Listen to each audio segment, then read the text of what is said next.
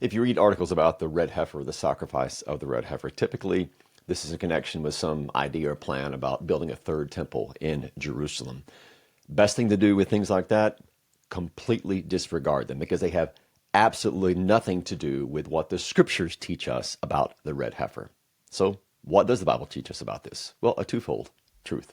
First of all, in its historical context, if you go back to the book of Numbers, we read about the sacrifice of the red heifer, and the ashes of this sacrifice were mixed with other things, and this was applied to people who had been ritually defiled by contact with a corpse. So this was a ritual detergent whereby people were cleansed outwardly in order that they might once more enter into the presence of God.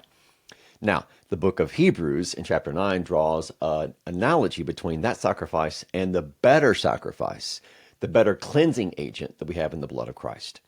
Hebrews 9:13-14 says in part that if the ashes of a red heifer sprinkled upon defiled persons sanctified them outwardly for the purification of the flesh, how much more will the blood of Christ purify our conscience from dead works to serve the living God? We are cleansed in the blood of Christ, a better sacrifice, a better cleansing, a better sanctification, in order that we might live in him and in him serve the living God. That's ultimately what the sacrifice of the red heifer points us to.